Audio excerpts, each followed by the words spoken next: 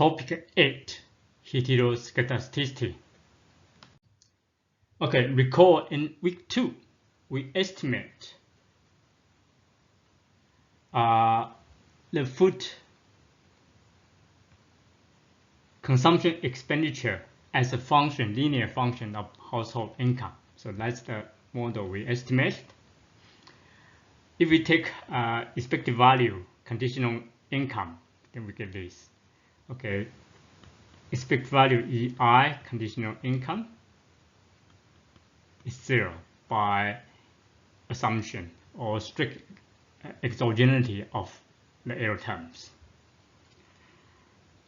And in order for our estimation to work properly, we need a number of assumptions. SR1 from SR2. SR1, this is SR1, which says that we indeed specify the model correctly. SR2 is the strict exogeneity of the error terms. Expected value of EI conditional X is equal to 0. SR3 is homoskedasticity, or variance the error terms conditional on X is constant. Okay, that's an assumption. And since it is an assumption, there's no reason that it will hold, right? So you need to check, you need to think what happens if the assumption does not hold. Okay, that's what we want to do this week. We want to check if SR3 fails, what happened.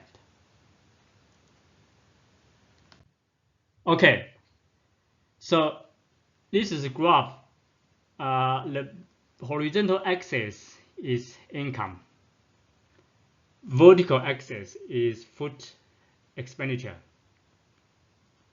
And the circle here is they are the scatter plot of the data.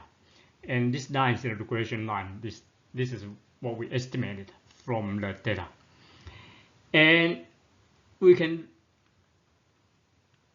look at this graph. We can actually observe that if income is low, say on this region, and the dot point here, the circle here are closer to the regression line.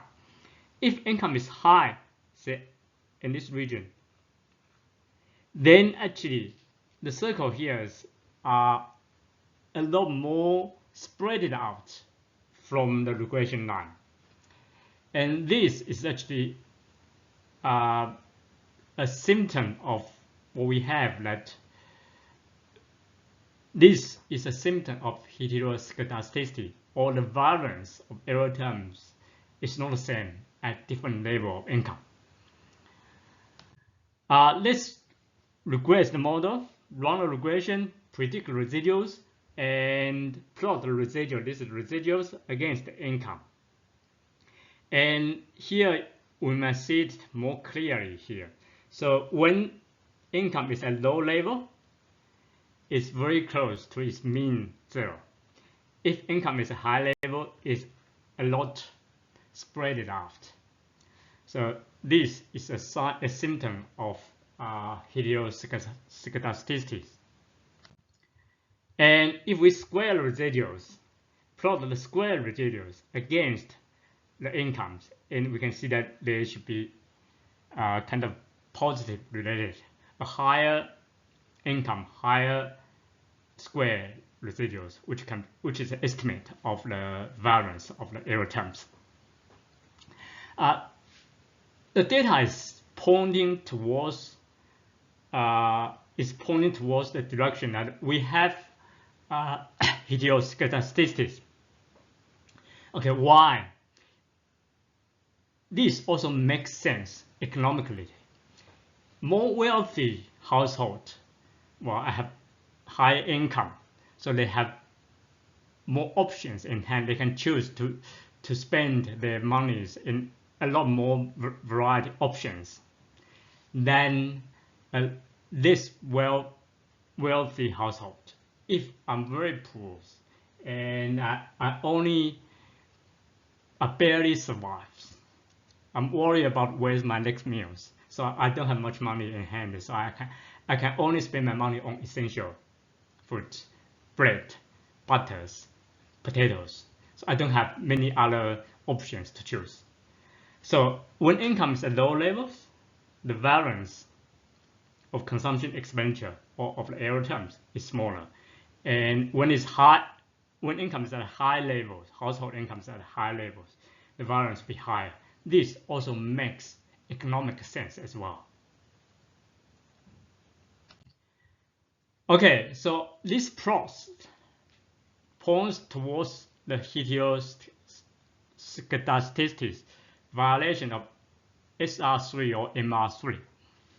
So wealthy households, more options to choose, higher variance. Poor households, fewer options, low variance. Make economic sense as well.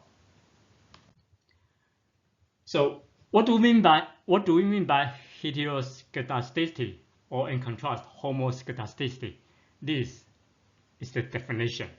If it is heteroskedasticity, the conditional variance of the error terms depends on each observation I. Okay, so in contrast, if it is homoskedasticity, the conditional variance of the error terms, conditional on X, is constant. So the difference here is that here variance differ across different observations. So heteroskedasticity is a violation of MR3 or SR3. Now the question is, what consequence does it have? Okay, and graphically, heteroskedasticity looks like this. If X, for example, X income, Y is food consumption expenditure, when it is at these levels, the conditional distribution of Y here in our drawing here is quite tight, very, very tight. Tight means that it has lower variance. In contrast, if X is at X2, now the PDF, conditional PDF, is quite spread out, which means that it has high variance. So at X1 we have variance, the distribution like this, and at X2 we have distribution like this. So they are of different variance, heteroskedasticities. Okay, let's try to find out what's the consequence of heteroskedasticities. So let's go back to our model. This is our model. I'm writing an equation for each observation. Previously we usually write this if I is beta 1 plus beta 2 xi2 plus beta k xik plus error term of I. So now I'm in i's from 1 to n. That's usually we write it in this way, and I'm gonna write it. I'm gonna fully spell out the whole equation systems. So first observation, second observation until nth observations. Okay, and I'm gonna write the whole equation system in the more compact ways. So let's define some vectors matrix. So y is going to be this y1, y2 until yn. So it's n by 1 matrix or n by 1 vector. It's a column vectors. So I'm stacking the y of the first observation on top of second, third until nth. Okay. Similarly, we can do it for error terms. Let's call this e. Will be e1, e2 until en. So it's again n by 1 vectors.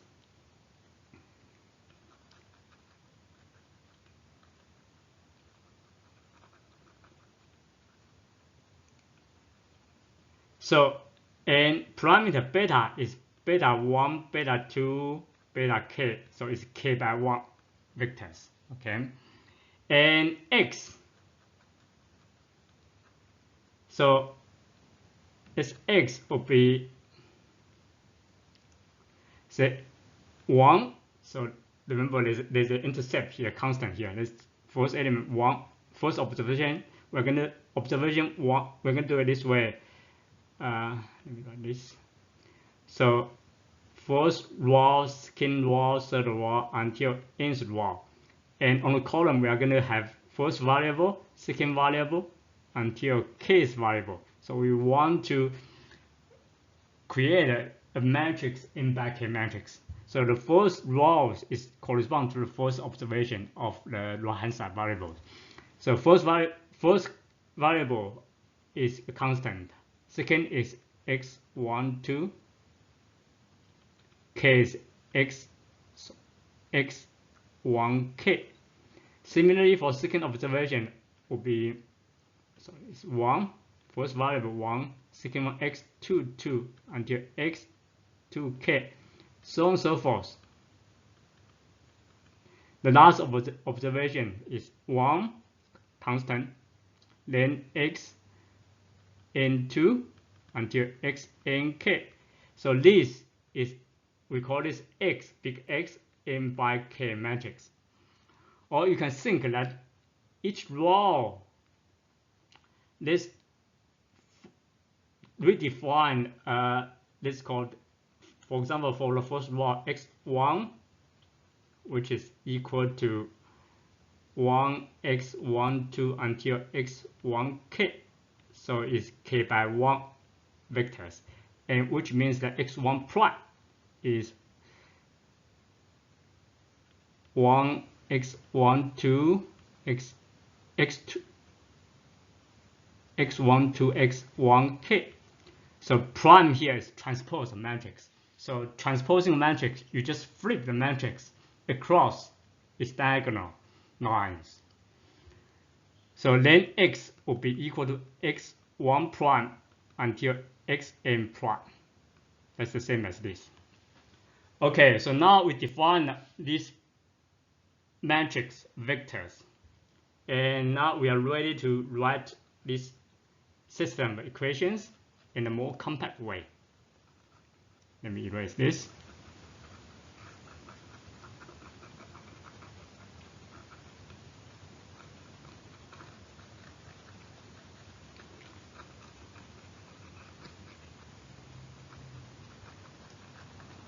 So we have this system equations, and we have this one we call y.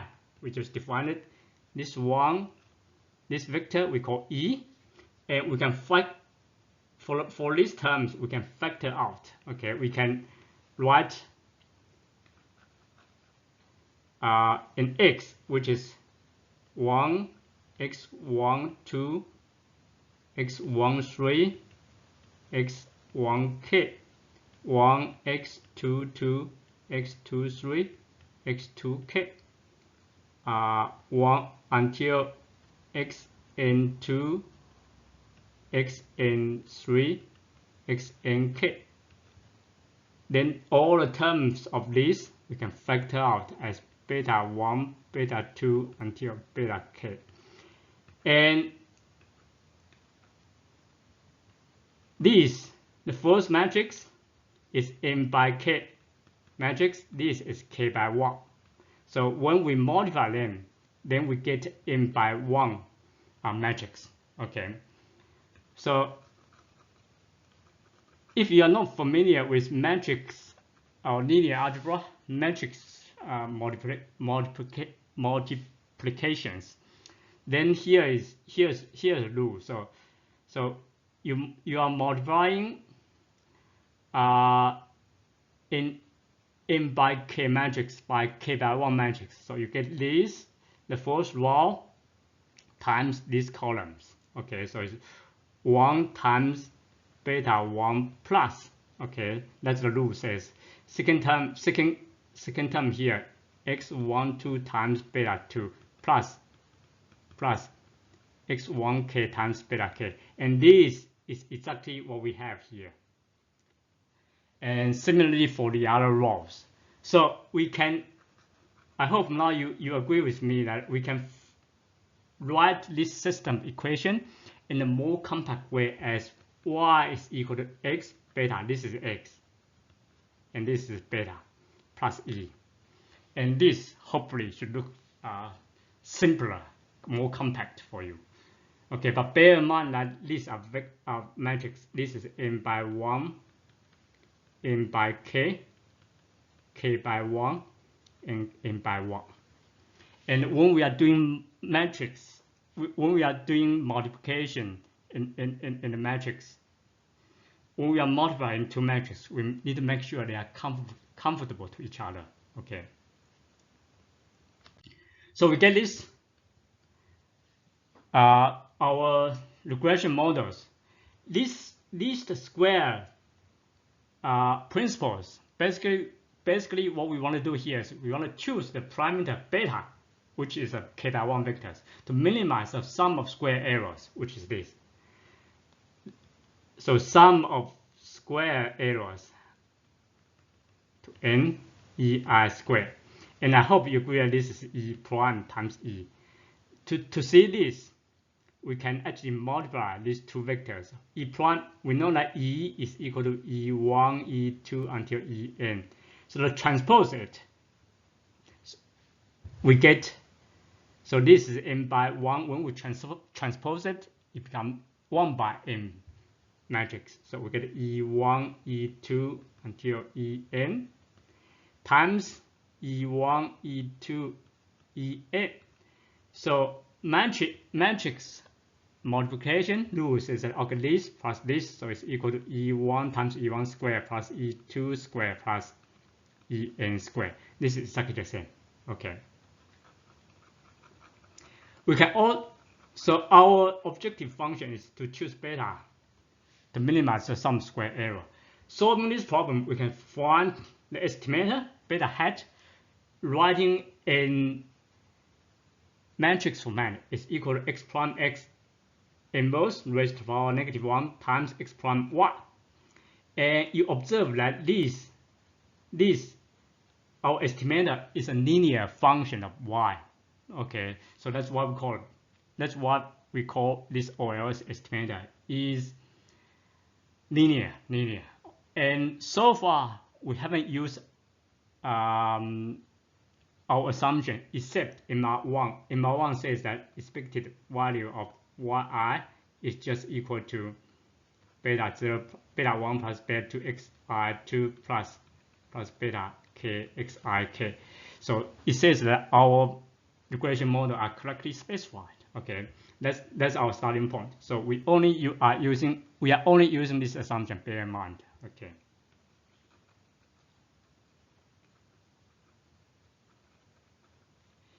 So observe our OLS estimator is linear function of y. That's why we call it linear estimator. And we know that y is equal to x beta plus e. So let's plug this one in. So we get x prime x inverse x prime x beta plus e. Multiply inside. So we get x prime x inverse x prime x beta plus x prime x inverse x prime e. And you know that this is x prime x, this is the inverse. When we multiply them together, we get an identity matrix. So this identity matrix, you can think that it's like 1. Okay, so we get a beta here, then we get this one. So so far we only use the MR1 and haven't used MR2, MR3, MR5. In particular, you want to know that the linearity of the estimator, the linear function, our estimator is linear, does not depend on MR2 to MR5. Okay, so that's our estimator. So under MR2 strict exogeneity, then we can show that actually beta hat converge in probability to the true value of beta. Beta is a true value. Okay, and also expected value of beta hat is equal to beta, the true value. So this is where the unbiasedness come from. So now for our estimator to be unbiased, we need MR2. Okay, the strict exogeneity, the exogeneity of error terms. Okay, this assumption. Okay, in addition, under MR3, which is homoskedasticity, MR4, which is in a time series data context, is no serial correlation, or it says that okay, EJ condition X is not correlated. Okay, so we can further show that the variance of beta hat, conditional variance, conditional X, is the smallest in the class of linear unbiased estimator. This is what we call best. So we say that beta hat under our assumption is blue. Unbiased is linear. Okay, linear does not depend on MR2 to MR4. It's unbiased, which depends on MR2. Is best. Further, in addition, it depends on MR3 and MR4. Okay, so if MR3 holds, if MR3 does not hold, then, or if we have heteroskedasticity, then it's going to affect the variance and affect our estimate of variance, which is, or affect the standard errors. Okay, let's have a closer look at this variance. What does this variance look like? Okay, so we know that expected value of beta hat and conditional X. So bear in mind that everything we are conditional on X. So later on in this algebra, I ignore the conditionality on X. Okay, just for make it easier for me to write on the screen. But you want to be aware that here we are conditioning on X. So we know that expected value of X, beta hat, is beta. So the variance, by definition of variance, is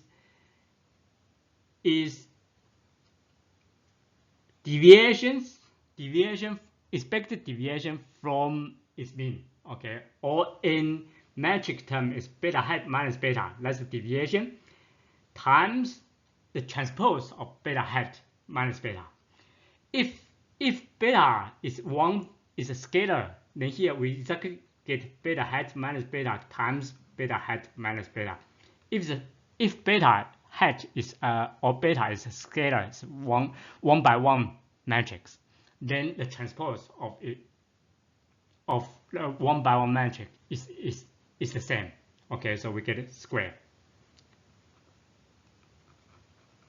So if beta hat minus beta squared, and this is actually definition of the variance. Okay, so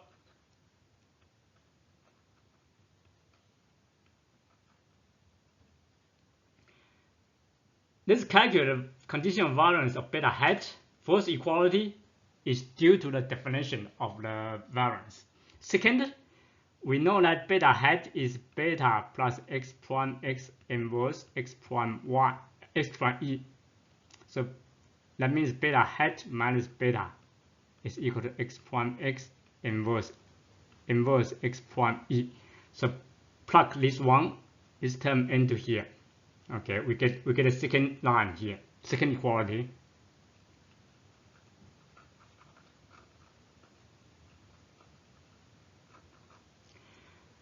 So we have this x prime x inverse x prime e times its transpose. Put the transpose inside.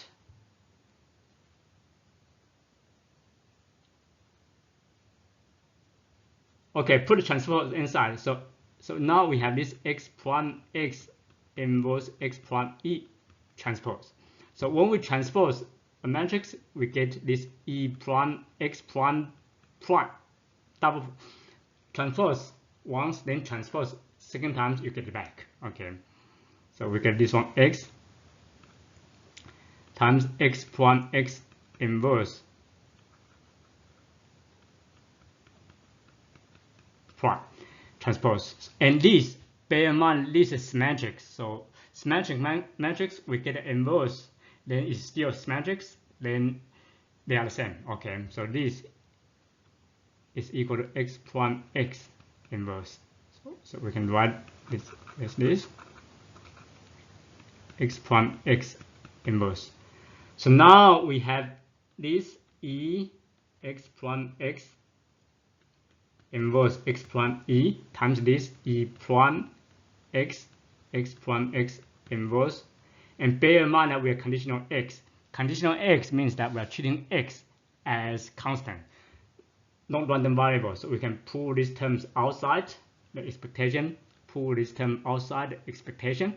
So we get this one times the expected value of e prime times these terms. And now I hope you agree that this looks like a sandwich, right? We have two classes, which is x prime x inverse x prime, and there's middle which depends on our error terms. Okay.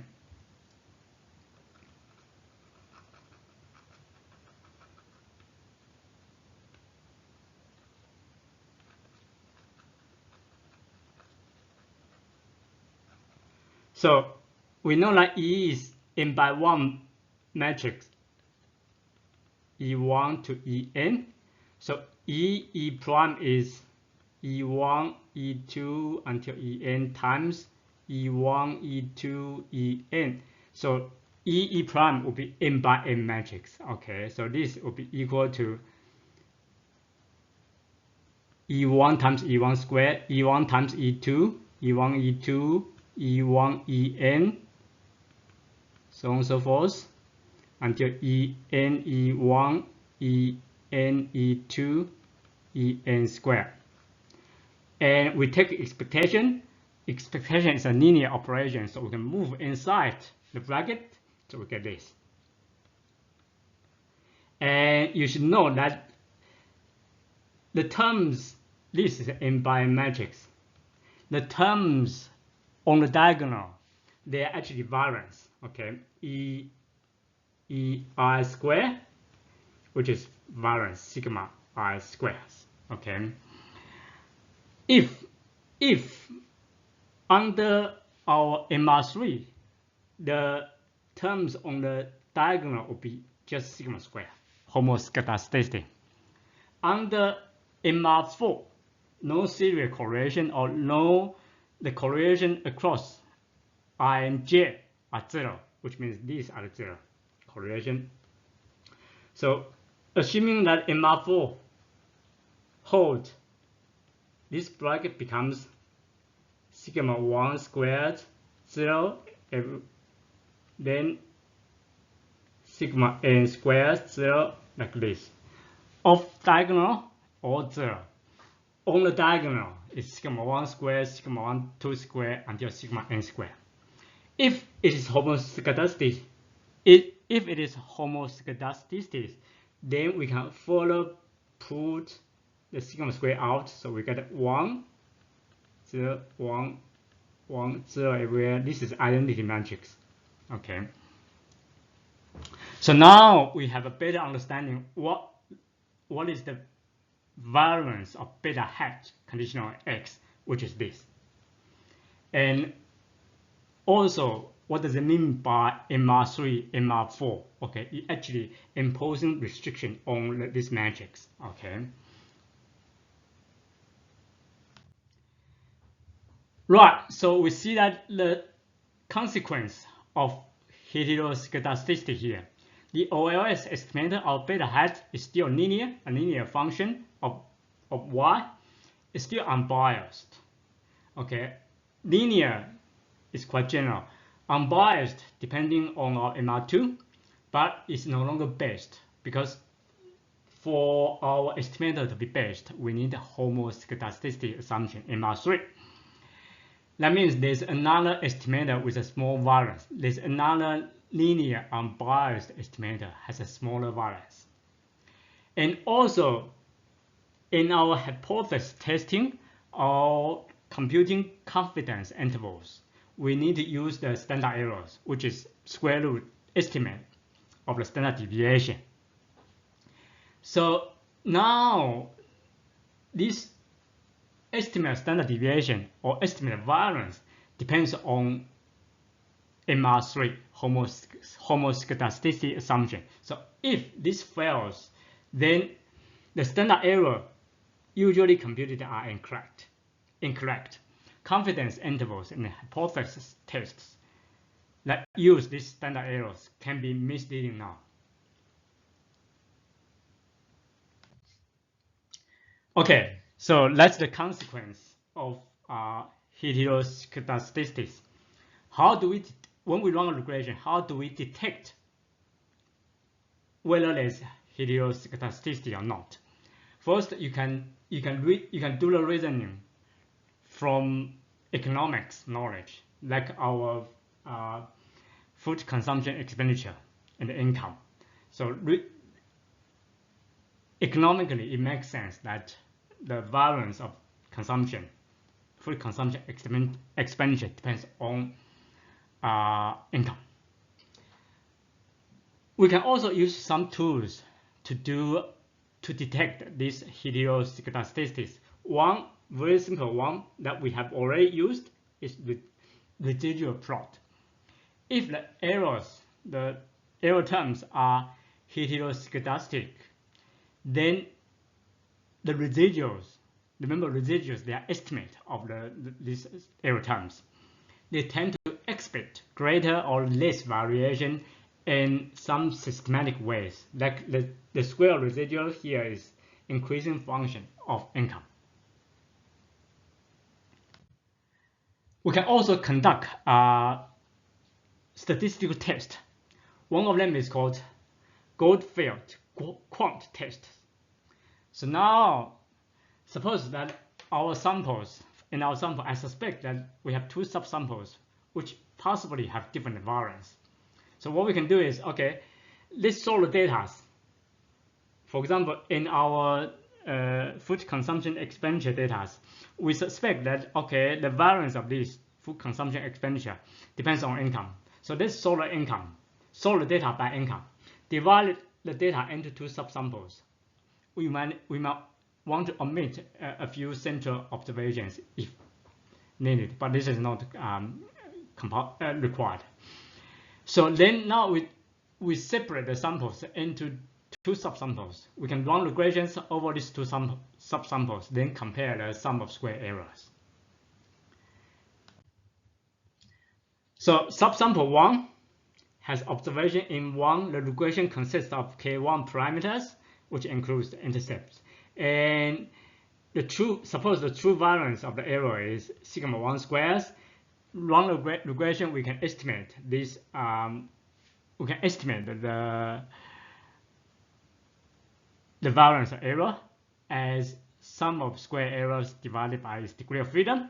Similarly for subsample 2, and if the variance does not change, then these two should be approximately the same. Okay. So let's set up the hypothesis. Now hypothesis, the two variants are the same, which means the ratio are equal to 1. Alternative is not equal to 1. That means we are doing two-tail test, or you might have one-tail test, say less than 1.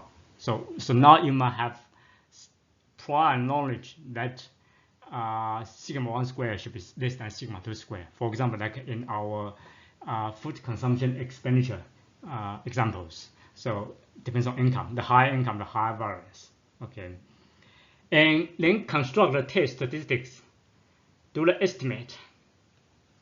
The estimate of 2 sigma 1 square, get a ratio of these two estimates, which we can show is has F distribution with degree of freedom in 1 minus K1 and 2 minus K2. Then we can just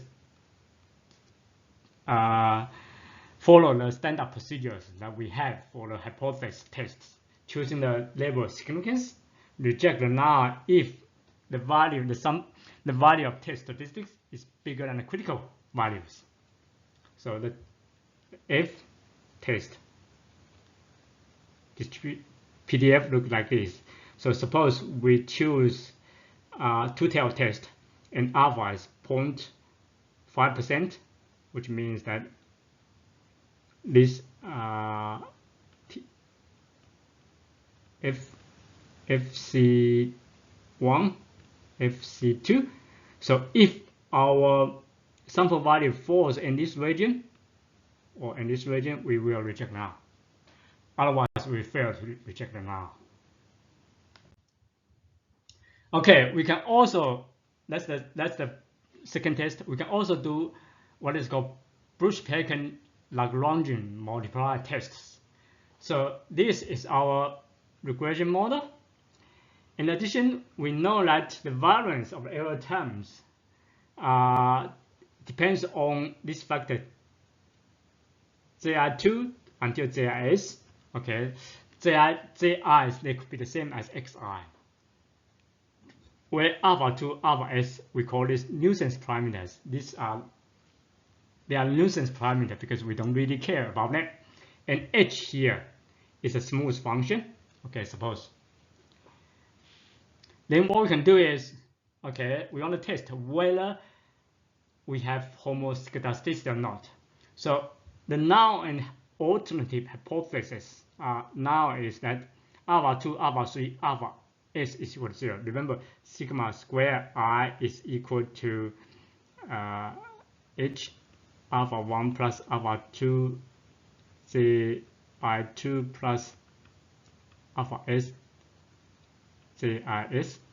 So if these are all alpha 2 and alpha s are all equal to 0, then we have sigma I square is equal to h alpha 1, which is constant.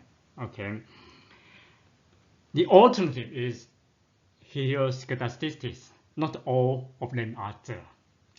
Okay, that's hypothesis. Test statistics. We observe that this is the cases by assumption, or in other words, so sigma I square is expected value of EI square conditional on Zi. So from here we can write as EI square equal to its conditional expected value plus a kind of error terms, VI. And we get this. However, EI square, we don't observe EI. Okay. But we can estimate as the residuals after the regression, estimating the models.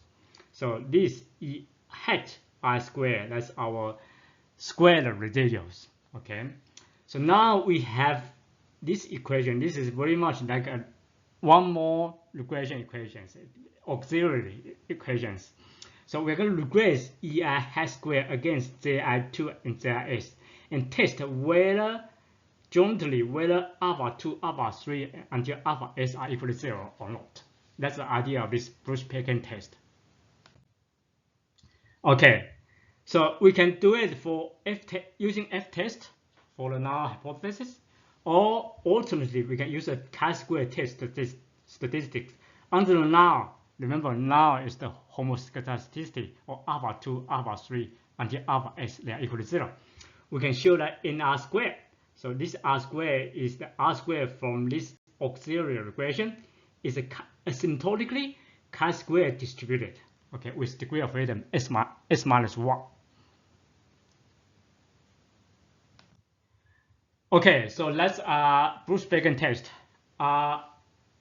We can also do what is called white test. So variables that affect the variance are the same as in the mean function. So now Z's, we can choose Z to be the same as the X.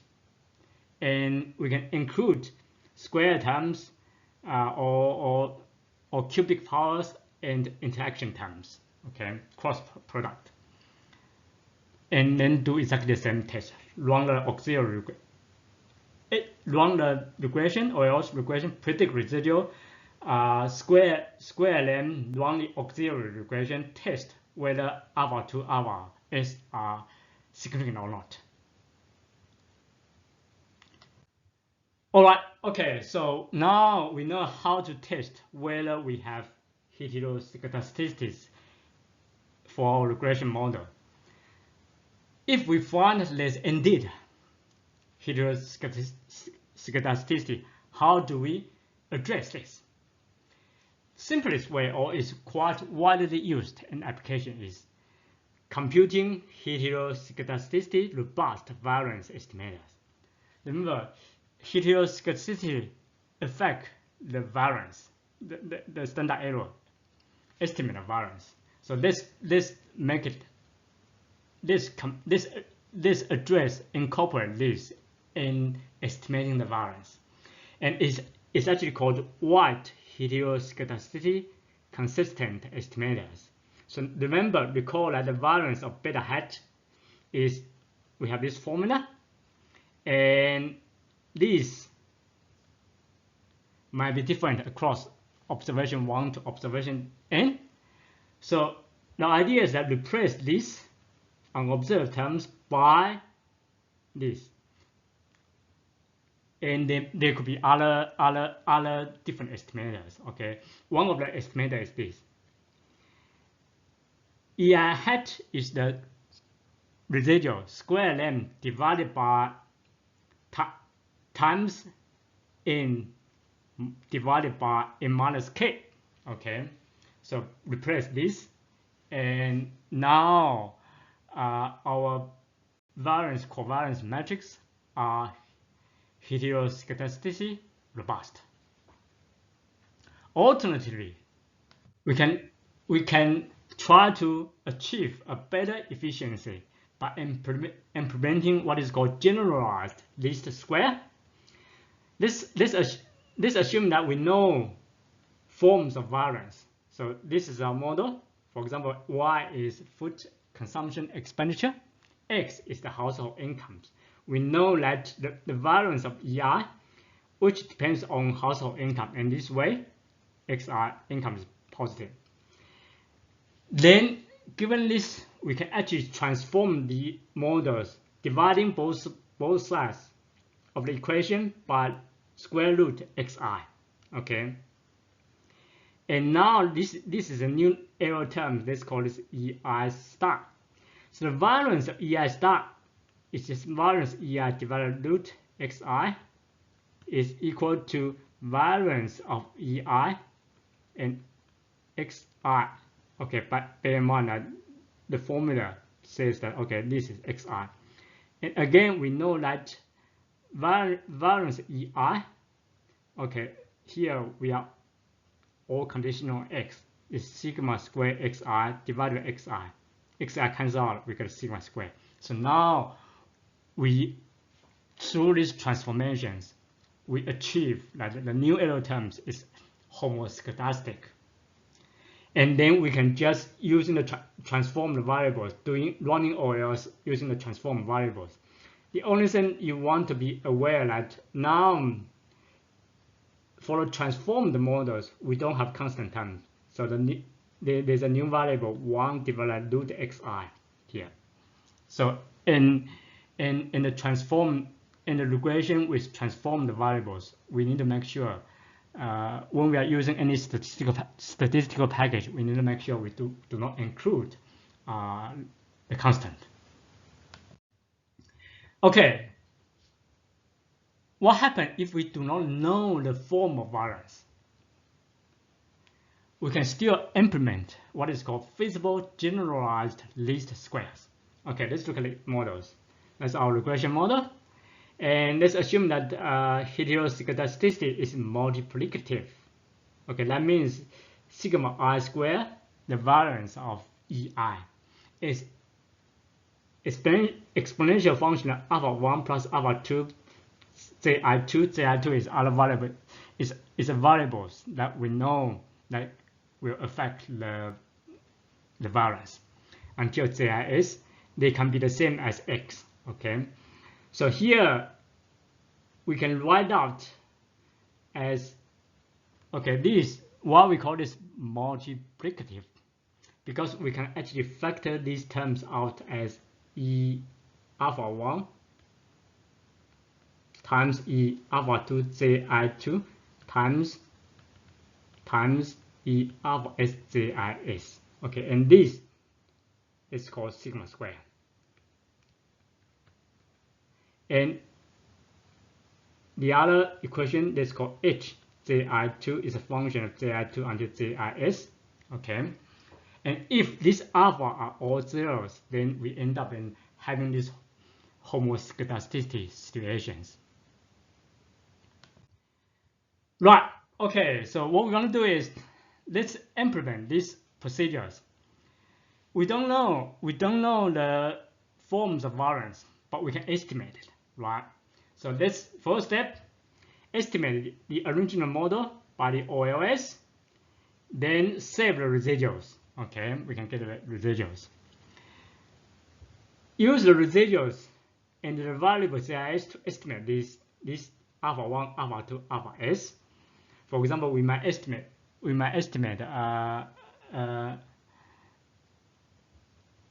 log or E hat I square is a function of alpha 1 plus alpha 2 JI2 alpha s JIS. Okay, estimate this equation.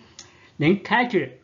If we estimate alpha 1, alpha 2, alpha 3 with this estimate, we can calculate the stochastic function, then transform the models, okay, as we did for previously, and apply the OLS to the transformed data. We call this feasible generalized least square estimator. And you want to be aware that why is feasible, because since we do not know the form of variance, we can estimate it, so we make it feasible. Okay, that's all about heteroskedasticities.